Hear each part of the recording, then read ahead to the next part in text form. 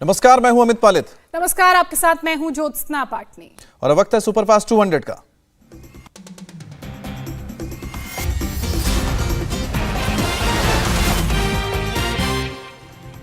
तेजिंदर पाल सिंह बग्गा को देर रात पंजाब हरियाणा हाईकोर्ट से मिली बड़ी राहत। मोहाली कोर्ट के अरेस्ट वारंट पर सुनवाई करते हुए बग्गा की गिरफ्तारी पर 10 मई तक रोक। जस्टिस चितकारा के आदेश के मुताबिक बग्गा के खिलाफ कोई सख्त एक्शन नहीं होगा। गिरफ्तारी पर 10 मई तक रोक लगी। कल देर रात तेजिंदर बग्गा ने अपनी गिरफ्तारी वारंट के खिलाफ हाईकोर्ट का रुख किया था। कोर्ट ने जस्टिस अनूप चितकारा के आवास पर सुनवाई की इजाजत दी। बग्गा के खिलाफ मोहाली कोर्ट ने नया गिरफ्तारी वारंट जारी किया था। बग्गा को गिरफ्तार कर कोर्ट के सामने पेश करने को कहा था। हाईकोर्ट के इस फैसले को केजरीवाल को एक और झटके के रूप में देखा जा रहा है। फैसले के बाद बीजेपी केजरीवाल पर ज्यादा हमलावर। तेजिंदर बग्गा ने कहा कि जब तक वो केजरीवाल को इस सियासी जंग में हरा नहीं देते तब तक चैन से नहीं बैठने वाले। हाईकोर्ट से बग्गा को मिली बड़ी राहत पर बोले आम आदमी पार्टी। कोर्ट ने गिरफ्तारी वारंट पर रोक नहीं लगाई। पंजाब पुलिस 10 मई को सुबह 11 बजे तक बग्गा को नहीं करेगी गिरफ्तार। पंजाब सरकार ने हाईकोर्ट में दाखिल की थी एप्लीकेशन। दिल्ली और हरियाणा पुलिस को पार्टी बनाने और हरियाणा में सीसीटीवी फुटेज को सुरक्षित रखने की मांग थी। तेजिंदर सिंह बग्गा की गिरफ्तारी। पंजाब में बीजेपी कार्यकर्ताओं में नाराजगी। संगरूर में सीएम भगवंत मान के घर के बाहर भी प्रदर्शन। सिख समुदाय का अरविंद केजरीवाल के घर के बाहर प्रदर्शन। मनजिंदर सिंह सिरसा और आदेश गुप्ता ने अगुवाई की। बंगलुरु में तेजिंदर सिंह बग्गा की गिरफ्तारी के खिलाफ बीजेपी का प्रदर्शन। आम आदमी पार्टी के दफ्तर के बाहर नारेबाजी। तेजिंदर सिंह बग्गा को सुरक्षा मुहैया कराएगी दिल्ली पुलिस। बग्गा ने सुरक्षा को लेकर जताई थी आशंका। तेजिंदर बग्गा को पगड़ी नहीं पहनने देने का मामला। अल्पसंख्यक आयोग ने 7 दिन के भीतर पंजाब की चीफ सेक्रेटरी से जवाब मांगा।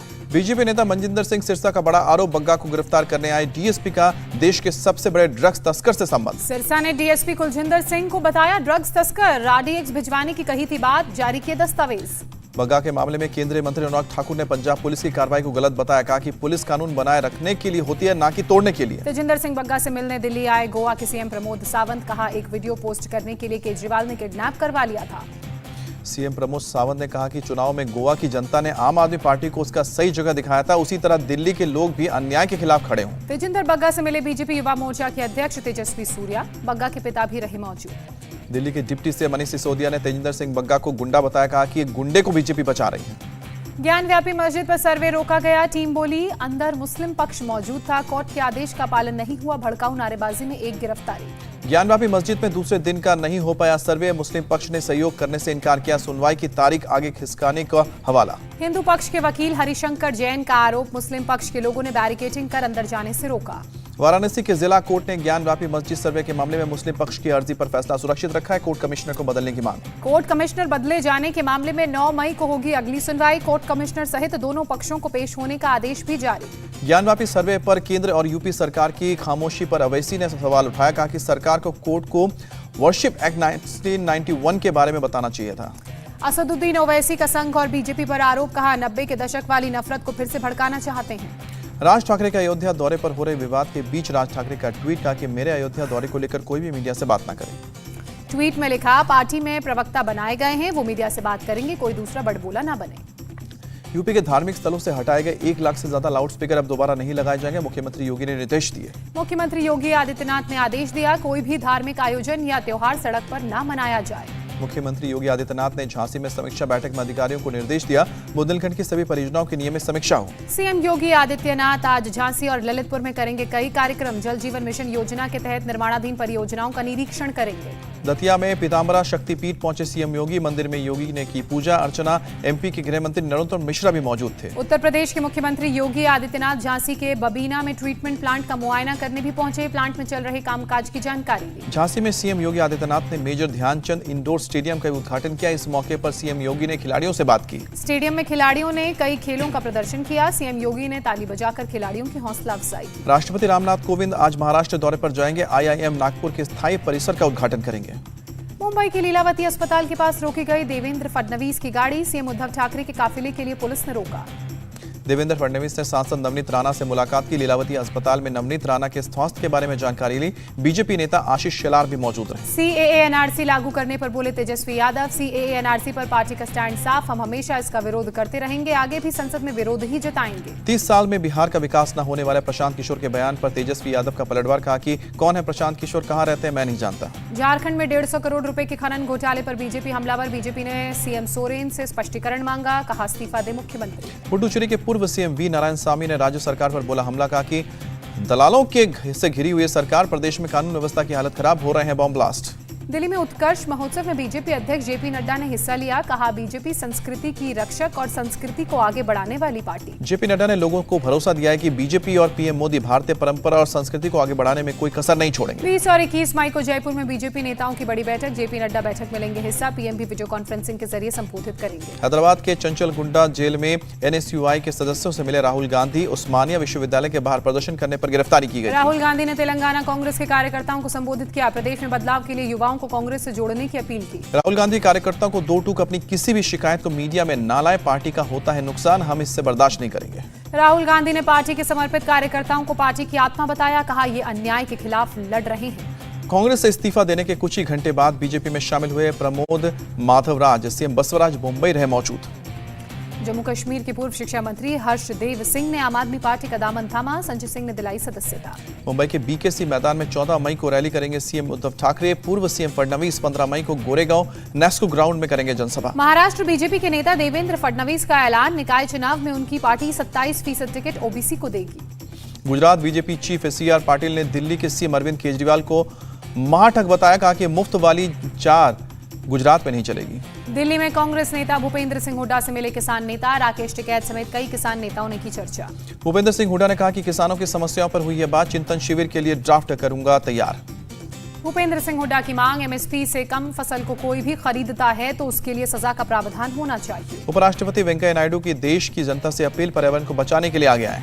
नई शिक्षा नीति को लेकर पीएम मोदी ने हाई लेवल मीटिंग की। पीएम ने ऑफलाइन और ऑनलाइन पढ़ाई के बीच बैलेंस बनाने पर भी जोर दिया। दिल्ली में बीआरओ के 73वें स्थापना दिवस कार्यक्रम में शामिल हुए रक्षा मंत्री राजनाथ सिंह। कहा कि देश की सीमाओं पर बीआरओ ने किया अभूतपूर्व काम। रक्षा मंत्री राजनाथ सिंह ने कहा, सरकार बीआरओ की हर संभव मदद करती है। बीआरओ ने अब तक 60,000 किलोमीटर सड़क, 850 पुल, 19 हवाई पट्टी बनाई। चीन का मुकाबला करने के लिए बीआरओ को सीमा बुनियादी ढांचे को बढ़ावा देना चाहिए, रक्षा मंत्री का बयान।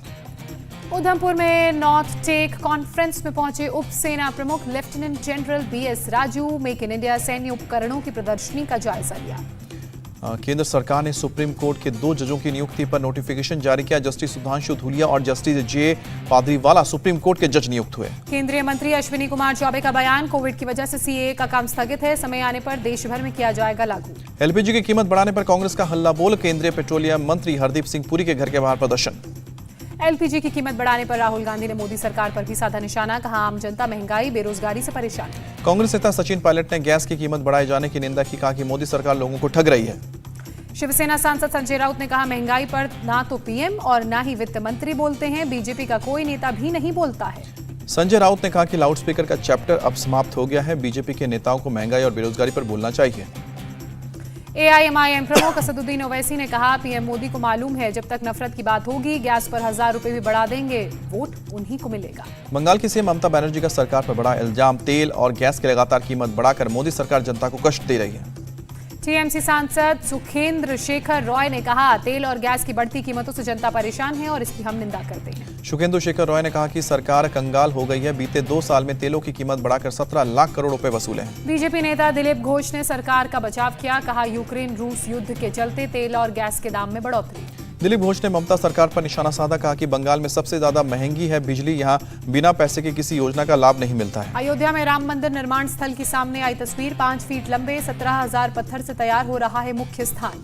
मकराना से लाए गए पत्थर लगाने का काम इसी महीने में हो सकता है शुरू। अभी तक मंदिर का करीब 30% काम पूरा हुआ है। मुजफ्फरनगर के मोहम्मद समर गजनी ने राम मंदिर निर्माण में दान की 90 लाख की संपत्ति। कहा, इससे एक संदेश देने की कोशिश की राम और भगवा से मुस्लिम भी करते हैं मोहब्बत। जम्मू कश्मीर के कुलगाम में आतंकियों और सुरक्षा बलों में मुठभेड़, 2 आतंकियों के छिपे होने की खबर।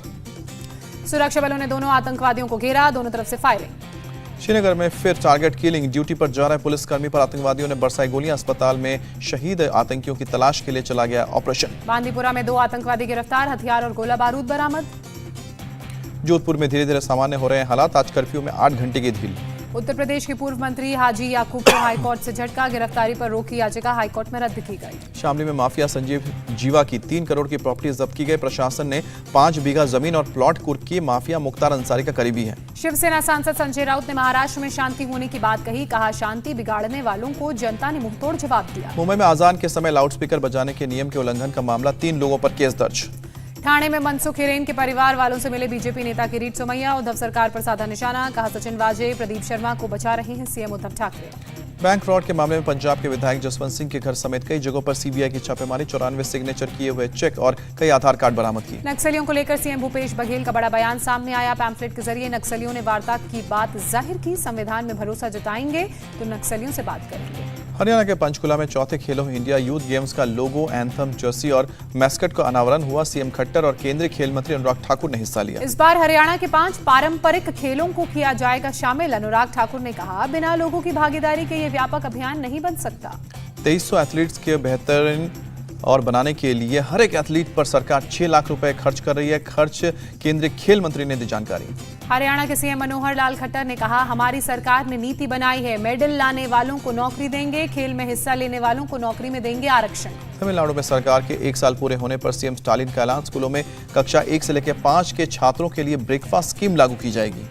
मंगलुरु में पशु एम्बुलेंस और अस्पताल का शुभारंभ, सीएम बसवराज बोम्मई, केंद्रीय मंत्री पुरुषोत्तम रूपाला समेत कई मंत्री इस दौरान मौजूद रहे। दिल्ली की पटियाला हाउस कोर्ट ने रुजिरा बनर्जी के खिलाफ जारी किया वारंट, कोयला घोटाला जांच में नहीं किया सहयोग। ममता के भतीजे अभिषेक की पत्नी है रुजिरा।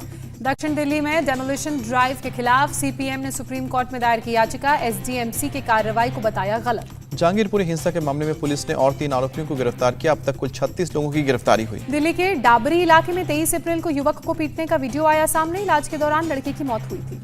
हिमाचल के किन्नौर में डिटोंग पावर प्लांट में हादसा, 2 लोगों की मौत, 3 गंभीर रूप से घायल। हैदराबाद में नागराजू के मर्डर के विरोध में एबीवीपी का मार्च, इंसाफ की मांग, हिंदू लड़के से शादी करने पर मुस्लिम लड़की के भाई ने की थी सरेआम हत्या।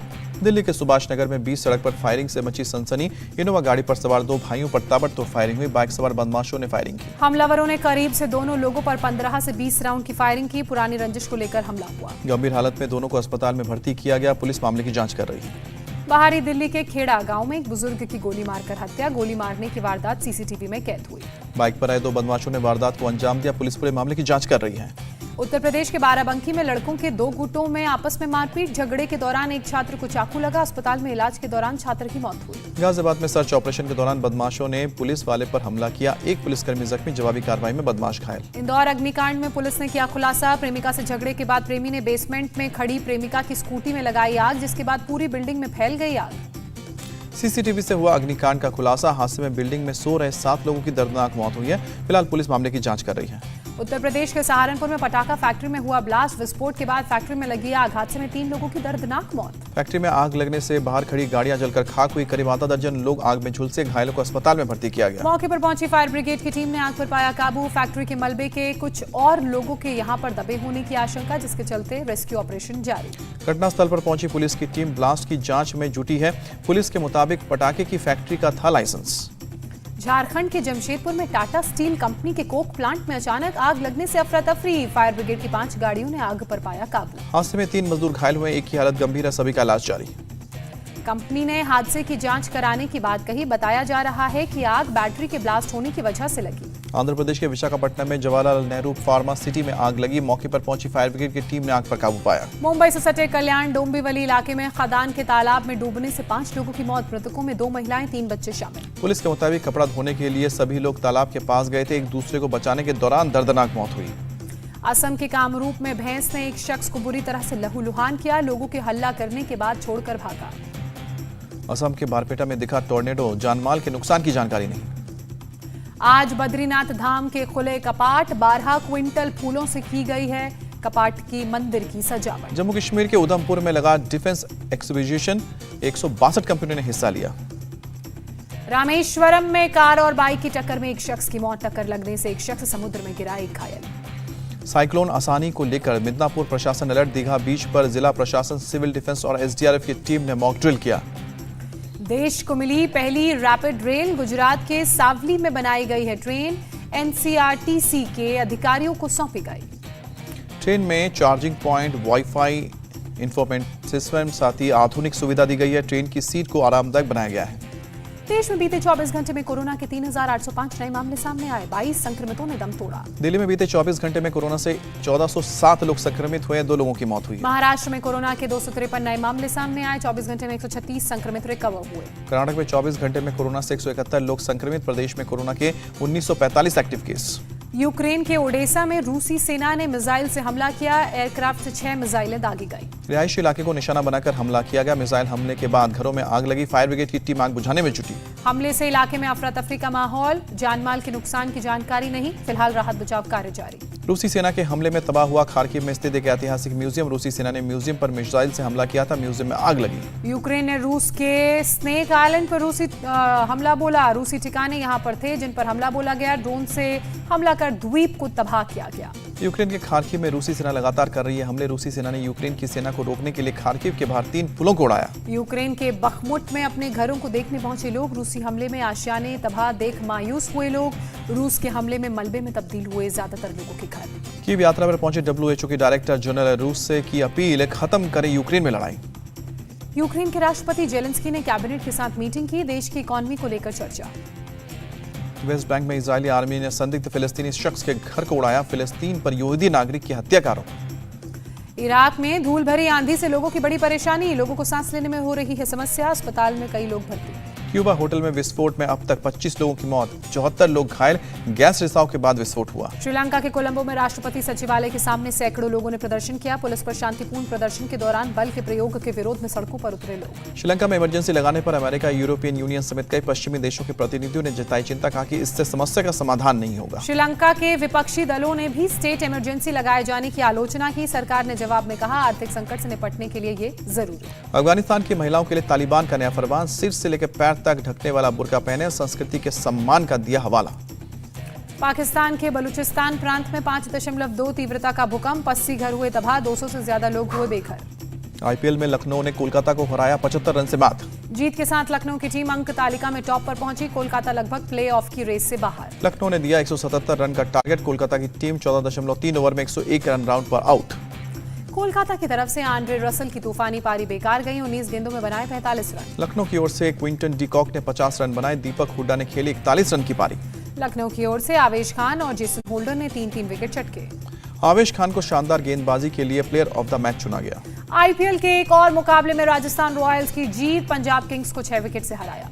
राजस्थान की तरफ से यशस्वी जायसवाल ने खेली धुआंधार पारी, 41 गेंदों पर 68 रन बनाए। यशस्वी जायसवाल को बेहतरीन पारी के लिए प्लेयर ऑफ द मैच का खिताब दिया गया। पंजाब ने पहले बैटिंग करते हुए 189 रन बनाए। राजस्थान ने 4 विकेट का लक्ष्य हासिल किया। पंजाब की ओर से जॉनी बेयरस्टो रहे टॉप स्कोरर, 40 गेंदों में 56 रन बनाए। राजस्थान रॉयल्स के गेंदबाज युजवेंद्र चहल की फिरकी का कमाल, पंजाब के 3 खिलाड़ियों को बनाया निशाना। चहल के नाम एक और उपलब्धि, चौथी बार IPL में किसी सीजन में 20 या उससे ज्यादा विकेट लेने वाले बॉलर बने। IPL पॉइंट्स टेबल में राजस्थान तीसरे नंबर पर, पंजाब की टीम 7वें पायदान पर। IPL में आज सनराइजर्स हैदराबाद का मुकाबला रॉयल चैलेंजर्स बैंगलोर से दोपहर 3:30 बजे होगा मैच। सनराइजर्स हैदराबाद के खिलाफ ग्रीन जर्सी में उतरेगी रॉयल चैलेंजर्स बैंगलोर की टीम। गो ग्रीन इनिशिएटिव के लिए लोगों को जागरूक करना मकसद। IPL का दूसरा मैच चेन्नई सुपर किंग्स और दिल्ली कैपिटल्स के बीच शाम 7:30 बजे होगा। 5000 मीटर दौड़ में अविनाश सांबले ने 30 साल पुराने राष्ट्रीय रिकॉर्ड को तोड़ा। अमेरिका में 13 मिनट 25 सेकंड में बनाया रिकॉर्ड, 12वें स्थान पर है। और कान फिल्म फेस्टिवल में रेड कार्पेट पर वॉक करती दिखेंगी अदिति राव हैदरी। वीवो इंडिया को करेंगी रिप्रेजेंट। इंडिया टीवी हर वक्त हर जगह डाउनलोड करने के लिए सर्च करें India TV news Google play store या ऐप स्टोर पर।